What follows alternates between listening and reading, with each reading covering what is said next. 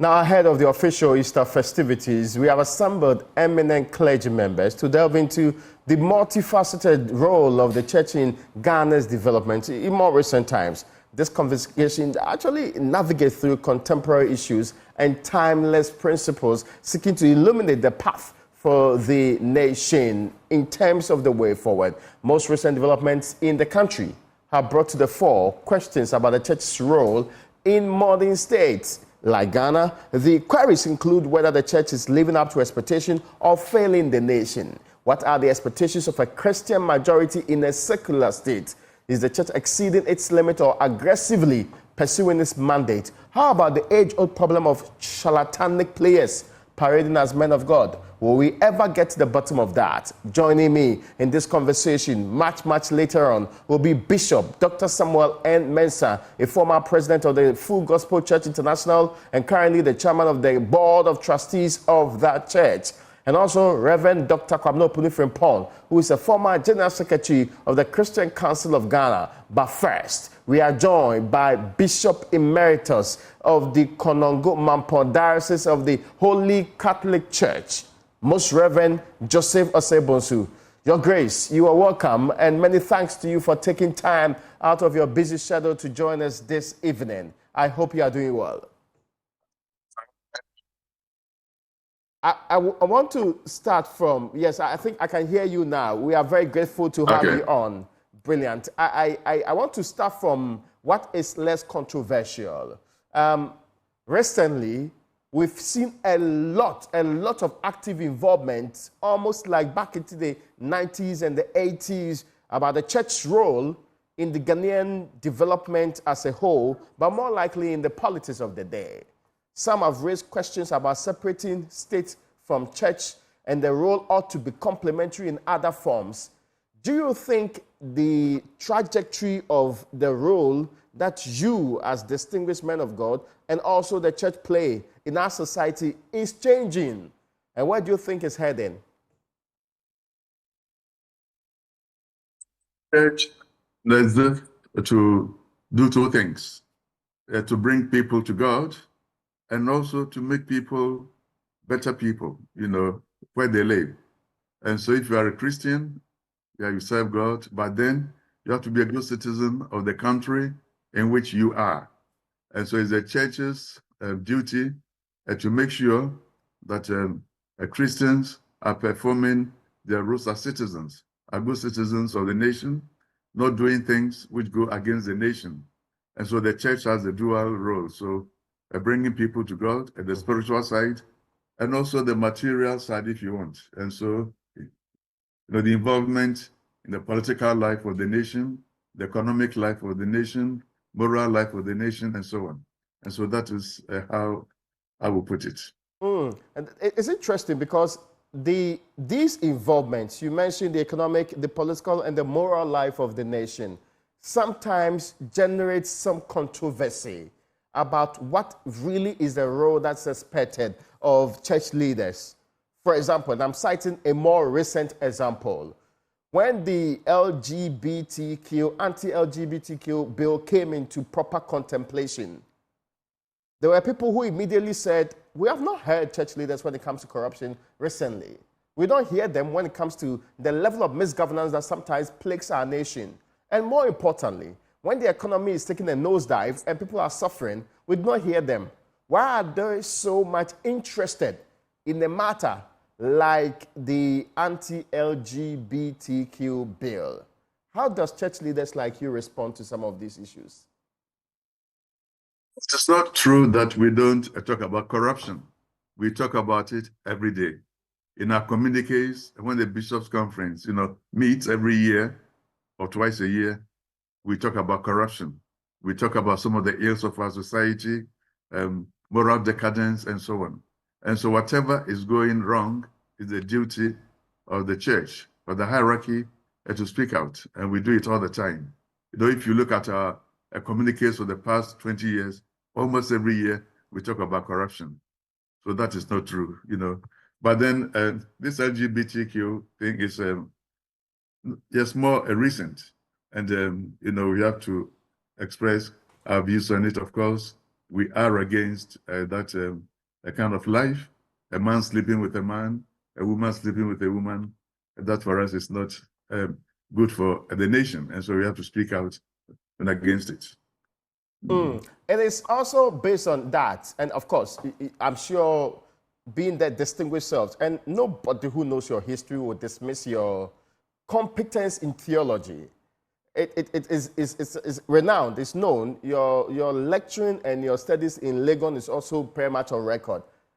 The understanding many comes to this with is that it's always difficult to have the church, if they use the word and it's appropriate, meddling in the affairs of the state, like it appears to be happening under the political issues surrounding the anti-LGBTQ bill. We are not meddling in the affairs of the state. We are citizens of the state. And so we have the right even to speak as citizens about what is not going well. And then, of course, as church leaders, it's our responsibility to point out to members of government when they are not doing the right thing. So we are not meddling. We are part of the nation. We are citizens, and we have the right to speak just like anybody else. Because a more recent example has been, for example, when the Secretary General of the Catholic Bishops' Conference says there will be political repercussions for not passing and assenting to the bill by the president. Some say you are seeking, as a Christian majority in the state, to hijack the state, to make it look like you own it. And so if you don't get your way, you have to torpedo the current leadership one way or the other. So he was just pointing out the implication for the nation. If you are the president of the nation and you appear to be dilly-dallying, give them praise that you don't want to sign it, the people, know what to do, because there's something that they don't like. They don't want LGBTQ, period. And so if you come out and give the impression that you are afraid to sign it or something, then they will advise themselves. The church has no respect for human rights. That's the other accusation against you more recently. The church has no respect for human rights? That is what is the latest accusation against you. That is not true. The church is always fighting for human rights. It all depends what you mean by human rights.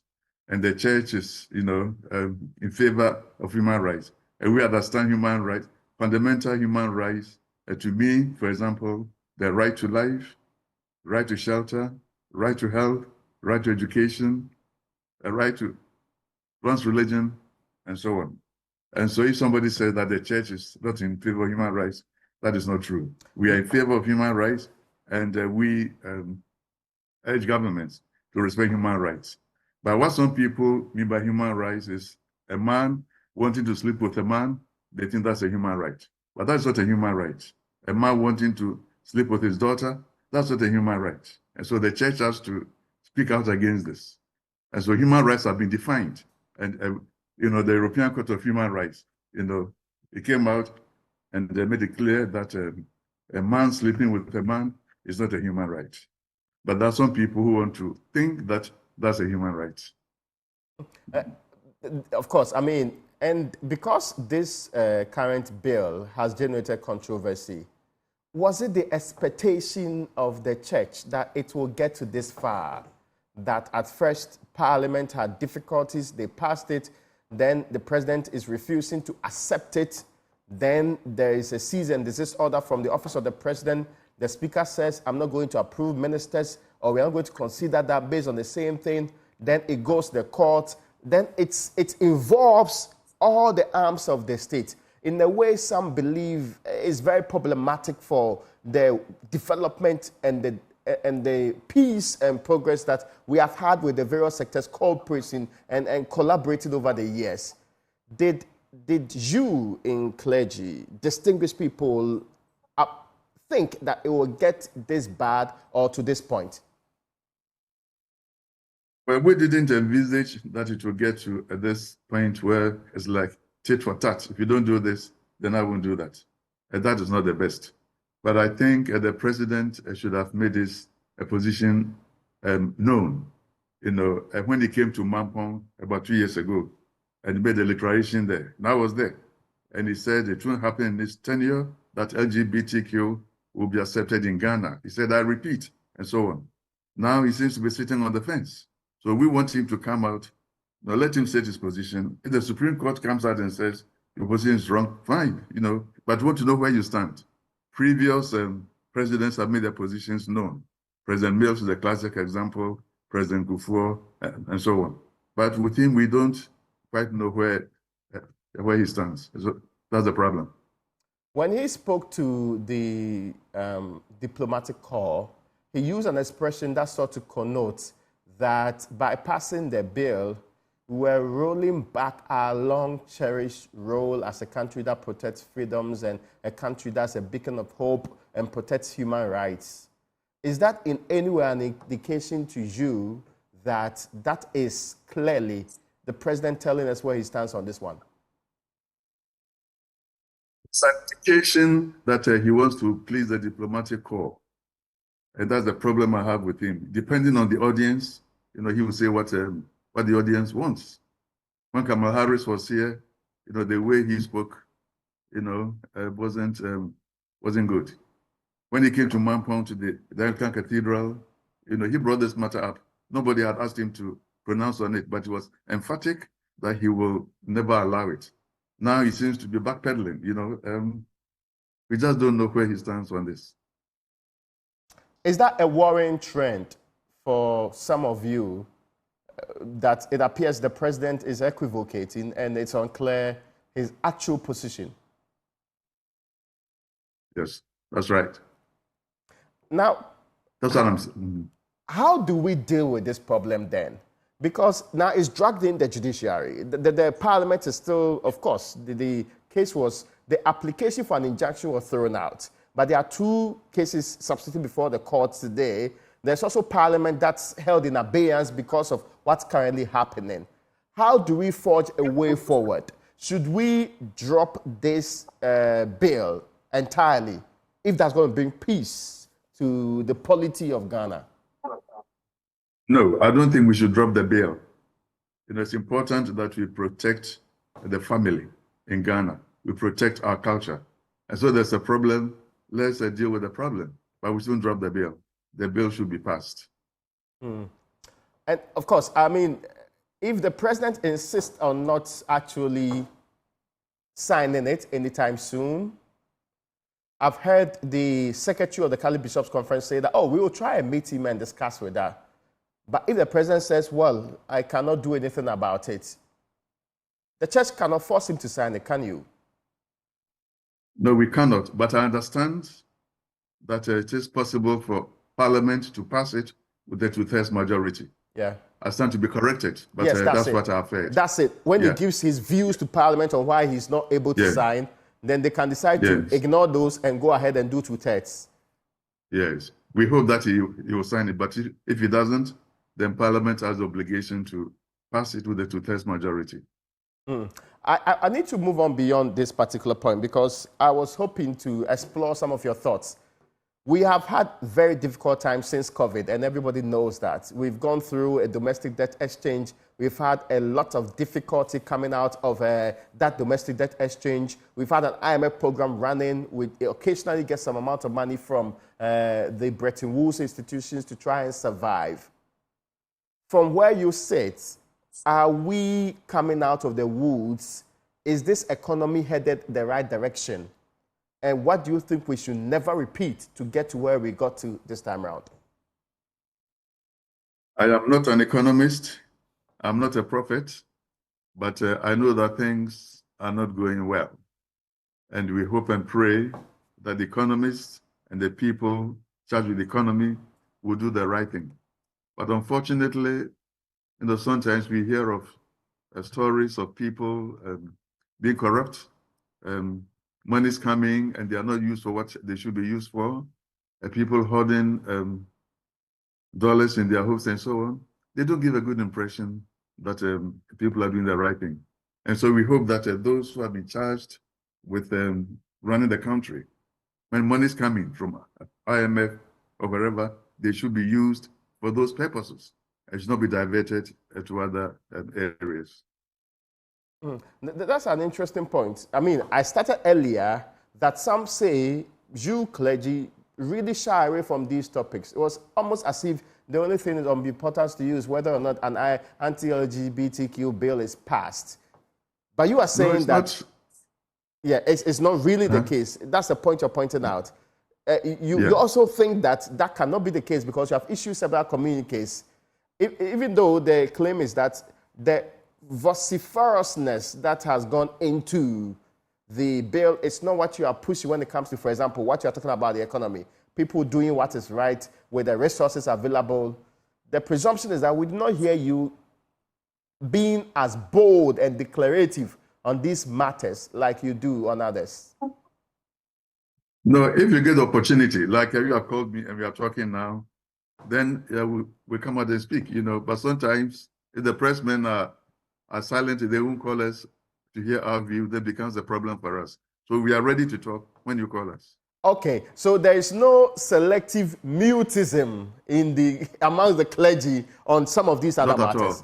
all. Not at all. You can call us anytime, any day, and we'll tell you what we think about all kinds of issues. Well, now I want to bring in leadership because you appear to have hinted of that when you talked about people using their resources for the right things and all of that. Generally, are we improving in the quality of leadership in the country? I am not so sure because there are cases of corruption in the present regime and of course in the past also. So I'm not sure whether we are making progress in this area. And the new government comes and it promises so much, but then in the long run, it doesn't deliver. And so Ghanaians are getting frustrated. They think that like they're all the same. They say the same kind of things and do the same kind of things, and we don't know where we are going. Can we ever fix this problem? We hope and pray that we get leaders who can stand their ground and do the right thing so that others will follow. So, I mean, political leaders who set the example, and that will force others to follow their example. If I may say, some have said the leaders we are talking about are groomed and brought up in many of the religious groups. Indeed, I'm yet to see a Ghanaian leader who identifies as not belonging to any of the major religious groups. Is the church failing as the group with the higher or the bulk or the majority of the people in the country in producing the right kind of leadership for the country? Well, we do our best to train people the right way. People in church listening to our homilies and sermons and so on, we hope that they'll put them into practice. But, we don't know what happened. They leave the church, go out into the secular world, and then they do what they're not supposed to do. We are trying our best to ensure that it doesn't happen. But that is what's happening now. Many of the politicians are Christians, some are Catholics, Presbyterians, Anglicans, and so on. But they're doing things they're not supposed to do. Is that a problem with the way the message is being delivered, or they are just recalcitrant people? I don't think it's the way the message is delivered, but maybe human frailty. They can't overcome maybe temptations to have money, quick money, and so on. And so we cannot blame the priests and the pastors for not giving the message. We give the message, but they find it difficult to put it into practice. Well, that's an interesting perspective on this. What else can the church do to help a country develop its values and rid itself of ills in society then? Well, we do what we can through our homilies, through our schools, because now the schools, many of them are in partnership with the government, and so we cannot do what we want to do. But that's another means where we could exert some influence with discipline, morality, and so on. And so we have to explore all these areas as well. The other concerning part related to this is, with all of the developments happening, is it possible, and some have said that when you were directly in charge of, say, some of these schools, the rigor and the training that was required to develop values in people was strengthened. when you lost control, some way, somehow, of some of these mission schools, that same rigor was lessened or reduced to a very large extent. Is this a part of the problem? And how can it be fixed if it is? It's part of the problem because when you have a school that is private, there's a Catholic school that is private, there is no discipline, there's order. We have a school, for example, in Mampontin, Our Lady of Grace School. It was built for us by some people in America, and they want it to remain private. And so in that way, you can control what goes on in there. But once it becomes public, it's in partnership with government, then certain policies are imposed on you, and there's no discipline, and so on. And so we wish that we can have a really good partnership with the state, because many of the private schools can survive. But there's a partnership, then the church can take for the administration of the school, and government will pay the salaries of teachers and so on. Something can be worked out. There's a memo that we have sent to the Ministry of Education. For years now, the government doesn't want to sign it. This goes back a long way. The memo is there, but they're afraid to sign it because they feel they will lose power. They will lose control over the schools. Oh, okay. But that kind of memo. So this memo is about the control and direction of schools. Yeah, to understand how church and state can work together in terms of education, what the churches or mission schools can do, and what government can or should do. But if they don't want to sign it, then there's nothing we can do. So maybe you can bring pressure to bear on government, the Ministry of Education. So you can ask them about the memo that the mission schools have given to government. Mm. Now, that's very interesting. That's a very, I have not had quality time to peruse that particular arrangement that you sought to project with them. But what was the ultimate aim? To make sure that we bring the schools back to their glory days, or to just make sure that you have power in the stick of the country? No, not a power, but to make sure that there's discipline in our schools, that the right things are done in our schools. Now because of finances, some of the mission schools cannot afford to go private. It will cost the parents a whole lot of money. But there's a partnership with the state. Then the state can take care of the finances, and then the church can take care of the administration of the school, and then there'll be discipline in our schools. I see. And they appear not to be very much in agreement of these ones, is it? You go to them, you go to them, they tell, we are studying it. They've been studying it for years. They don't have the goodwill to sign it. Wow, that's an interesting perspective. Now, let me wrap up our conversation with you on some of the other issues that are relevant in the Republic of Ghana today, because I've talked about the economy, the state of leadership in the country, corruption, and our incoming election are both key issues that are on the minds of many. Of course, corruption is an endemic problem being established all the time. The Corruption Perception Index says we have not made progress over the last God knows how long in our fight against corruption. Our score is basically the same. On the other side, we have an election coming up. They have raised serious concerns about how much role money is playing in elections, even in the primaries of the political parties. Does the church have a stand on what should be done to not only root out corruption, but make sure that it doesn't determine who wins the next election? It's that the election should not be decided by money, who has the most money, and so on. But this is what is going on, that they are paying monies to those who are going to vote, to delegates, and so on. The other day, I had somebody say that, if you don't pay money, the other party will pay money, and so you will lose, and so you have to pay money. No. If you all agree not to pay money, then the people will be free to know who has the right policies and so on. But if you are going to buy them, then whether your policies are good or not, they're just interested in the money. And so with the coming elections, we hope and pray that money will not be the deciding factor, but rather people's policies, their morality, their intentions for the nation. These are the things that should play a prominent role. There's a question connected to this. I don't know if to you it's important. Because of what appears to be the current positioning on this anti-LGBTQ bill, would the church push for candidates going into the election to state their position on the matter? It would be a bad idea. Then people will know who they're voting for. It wouldn't be a bad idea.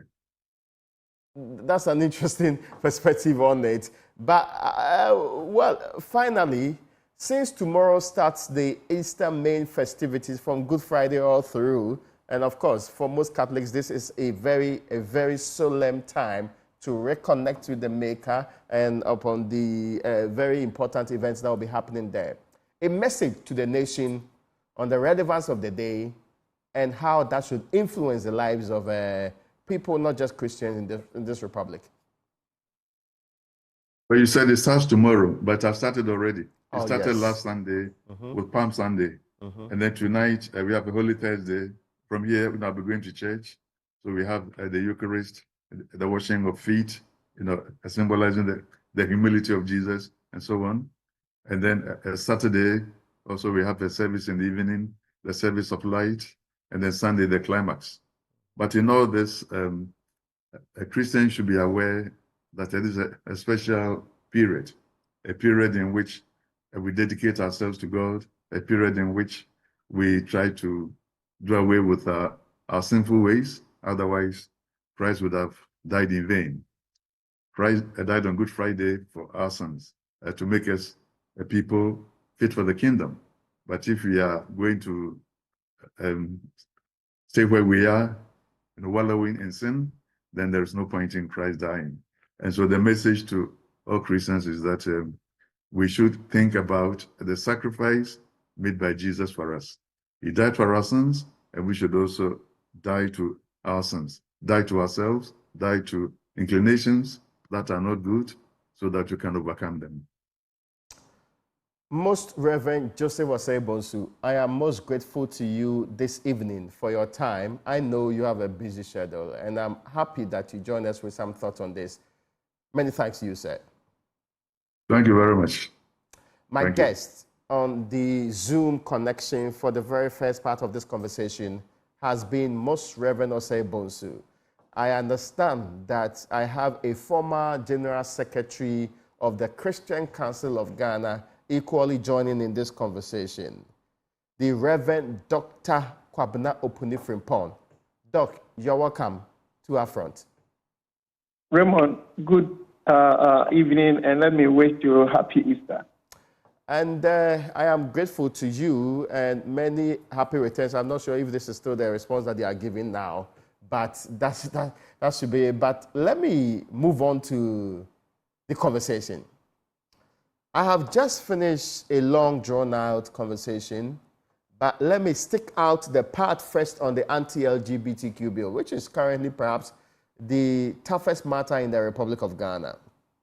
First and foremost, did you also expect the current resistance and difficulty around the assent to the bill that's happening, which has ended up in court, ended up back in Parliament, with grandstanding at the executive level and also in the legislature? Did you expect all of these things happening? And what do you think will be the best way to resolve the matter, sir?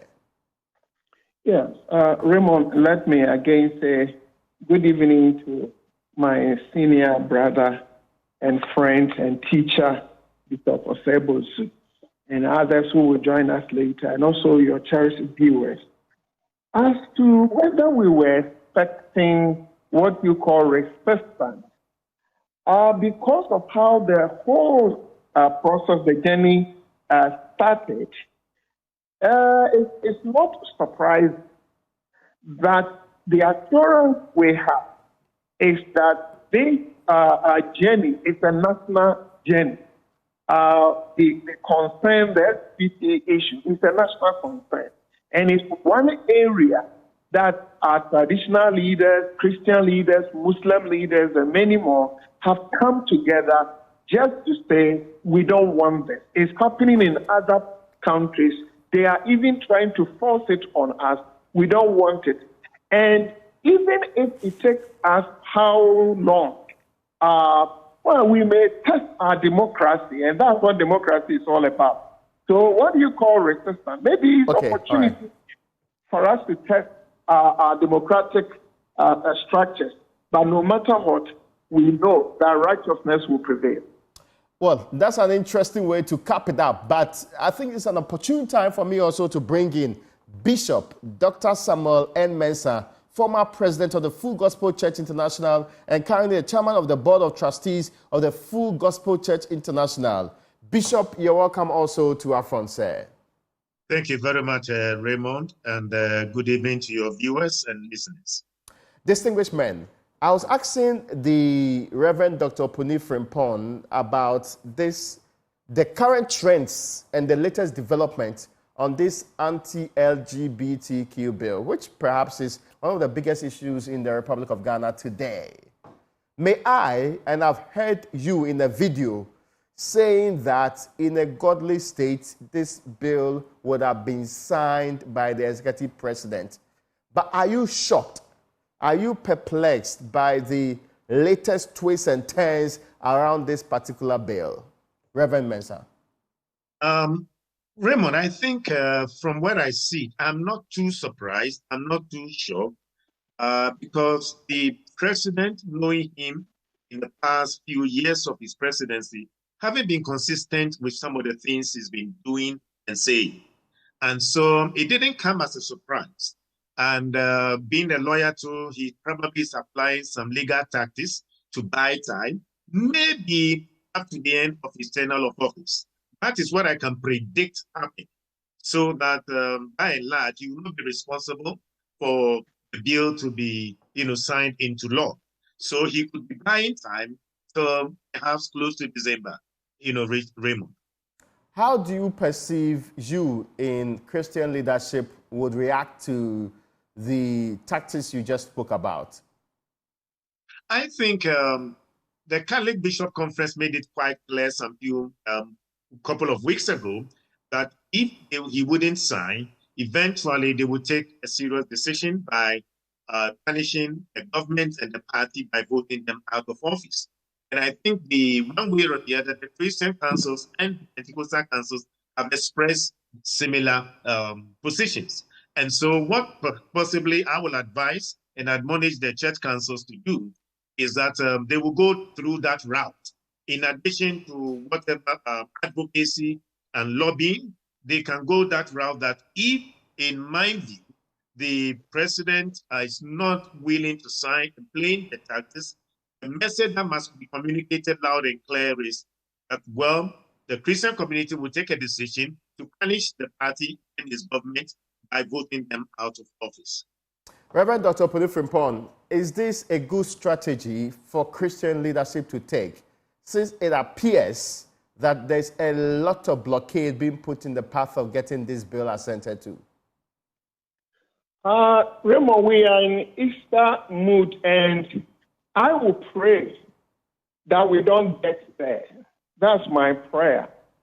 Because this LGBT concern has been a national concern, not one political party. In fact, even at the parliament, it gained a unanimous response, which is both NDC and MPP. My worry is the impression out there, and I pray and hope somebody listening and watching your program will at least whisper something to the ears of the president. At the moment, the impression out there is traditional leaders don't want it. Christian leaders don't want it. Muslim leaders don't want it. And even parliament MPs don't want it. But maybe, now that's the impression out there, I may be wrong, that it is the president who is not sure. In fact, even former President Mills was clear. President Kufuor was clear.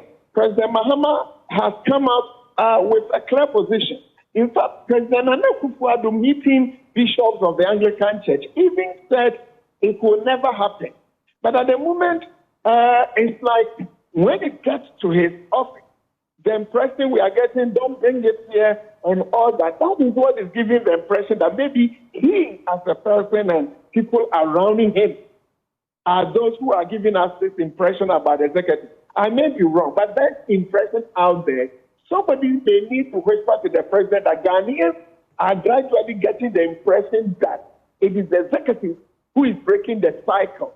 But I would pray that that impression will be cleared quickly, and that the president will be firm that no, as a country, because I'm here for Ghanaians. Even the Supreme Court, all the arms of government are there to meet the needs of Ghanaians, meet the interests of Ghanaians.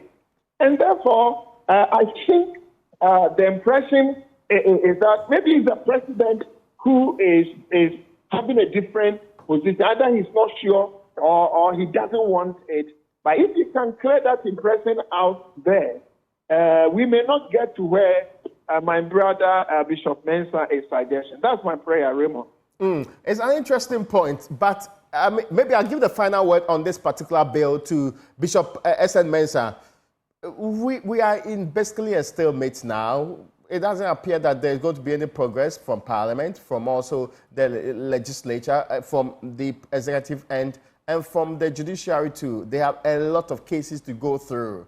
You say he's trying to buy time. You said the strategy should be that people should be forthright on this particular matter. But is this a reflection of the leadership? It's a question I ask. Mindful of what is happening now, should or would you demand of the various candidates running for elections later this year to make their positions equally known so the voter population are aware of the people they are voting for, especially related to this matter? Bishop S.N. Mensah. I think when it comes to this, what is going on right now is very healthy for our democracy. It's very healthy for good governance, from where I sit. Believing in the institutions of state to resolve complex and challenging issues. So as a society, we shouldn't get worried at all. As various agents of various CSOs and faith-based organizations, let's trust the institutions of state to manage the complexities we are dealing with now. Whether we have reached a stalemate or not, our system of constitution will resolve these complex challenges. And I don't think we are in a haste to really push any of the structures to take the necessary decision. I also agree that at a point in time, the Christian community and the religious community, both and traditional community, will demand a complete statement from the presidential candidates and then to know exactly where they stand on this matter. And I think that will also be healthy, and also will inform the voting population when it comes to this matter. But believe you me, the structures we have now under our current constitution will resolve this complex situation. So we should not be too worried about where we find ourselves right now. That's true. Now, let me bring in Reverend Opuni Frimpong. There's a bigger question around this. When all of these questions and the church's role and the church's vociferous nature in the conversation around this matter was coming up, some were questioning, so has the church been around all this while? How about corruption? How about poor governance? How about the many ills that plague society in varied forms? How about the difficulties we've gone through more recently with the economy? How about the power crisis that we are currently being plagued with? Why are we not hearing vociferous, direct, and more importantly, very, very bold statement from leaders of churches on these matters too? Yeah, Raymond, you seem to suggest that at least you have heard the voices of the churches and maybe other leaders, at least on LGBT. Yeah. If we want to be sincere and just check the trajectory where we've been coming from as a country, in fact, even before independence, especially the Christian group and the body that I have served and I know very well, the Christian Council of Ghana, they played 4 major roles in area of education, not schooling, school education, the process of imparting or acquiring knowledge, and then the area of social transformation, their prophetic role, journeying with the country, speaking truth to power, and also Christian advocacy. Now, even before independence, we may know that in the history towards independence, the church was very strong. And even the churches have demonstrated against the colonial authorities. It's in the textbooks.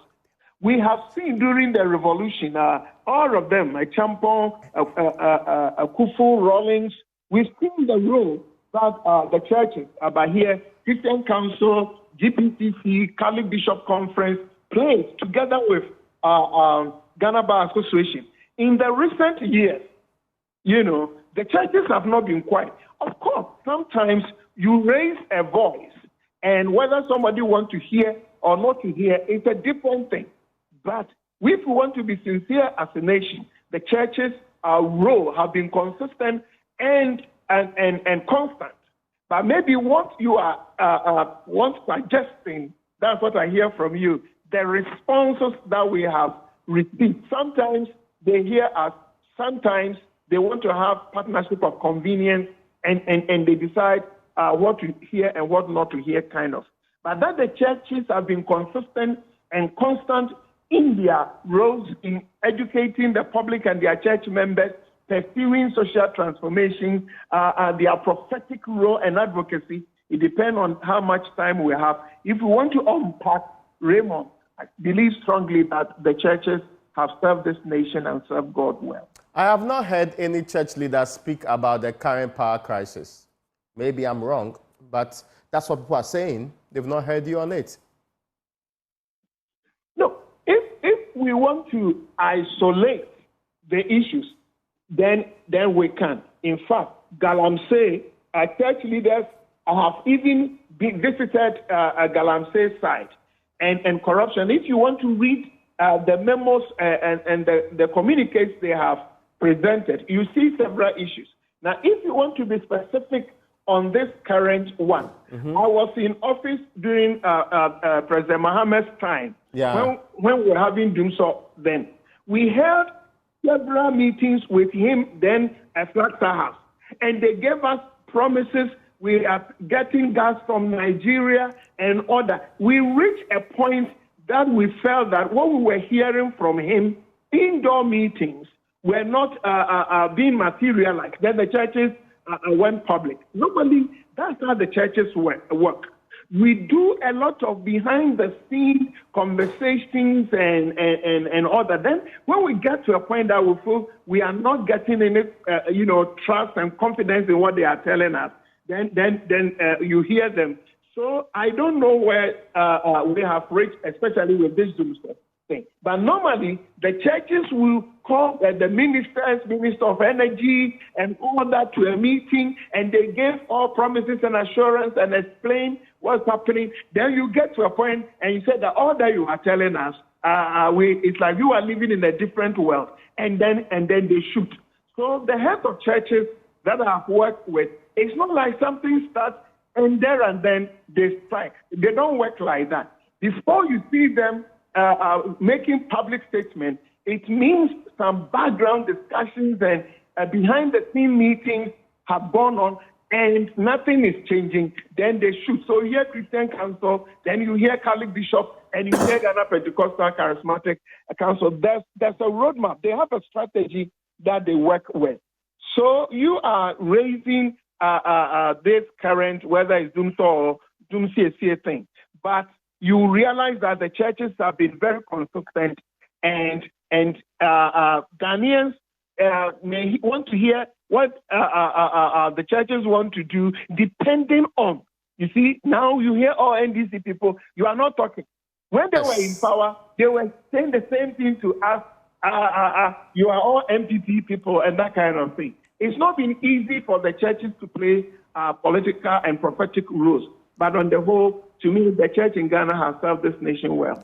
Reverend S.N. Mensah, I'm here to hear you, a very vociferous man of God, on the power crisis. I think we have been sharing various thoughts, but sometimes it's not every item you might probably highlight on. And this time, excuse me, it is no more, perhaps we move from Doomso to Doomsie, now Doomtia. So now it is Doomtia. So this is where we find ourselves. But the point is that, see, I teach my students in leadership that when you take over the realms of leadership, the first 3 months or the first year, you can hold your predecessor responsible for whatever you have inherited, whether in any organization, whether church, companies, nations, and what have you. Just the first year, you can hold your predecessor responsible for the issues you inherited.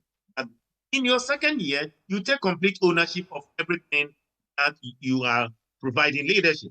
And so for me, to see our government in the 6 years, 7th year, still blaming previous government for the situation we find ourselves is extremely unfortunate.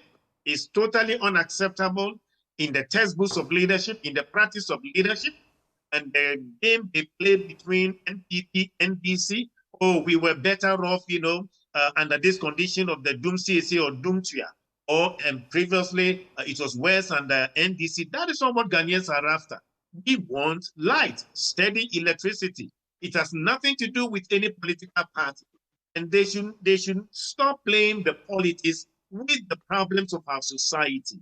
I think we are getting to that state where Ghanaians are seriously getting fed up and tired of this duopoly playing the politics with our destiny.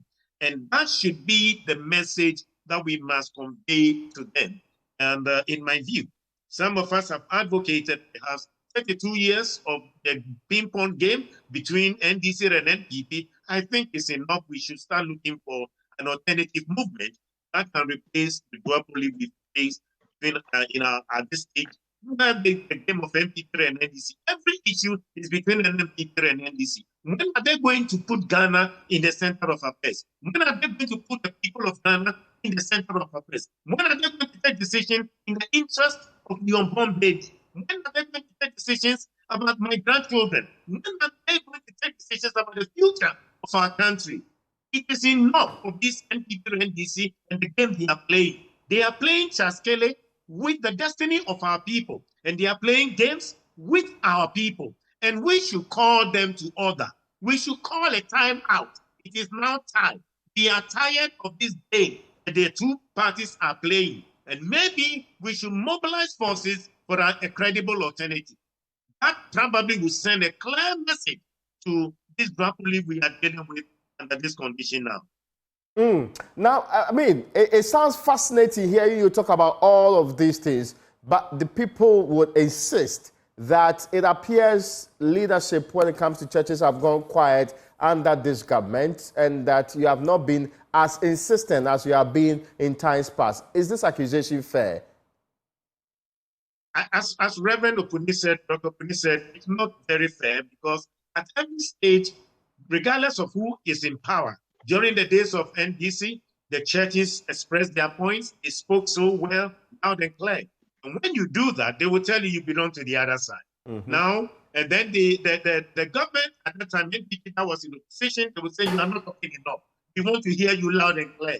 To do that, then the NDC would say, look, you are against us. That's just like what they do with the EC. Any government that is in power, any party that is in power has become a PR for the EC. And then those in opposition are against the EC. Then when the table switches, the table turns around, and they become those who were against the EC, now we speak for the EC. So that should clearly tell us that these two parties are literally playing games with our future and with our destiny. Now, before I wrap up this conversation, and I have barely 5 minutes to do so, gentlemen, tomorrow is Good Friday, and the Easter festivities have actually really started.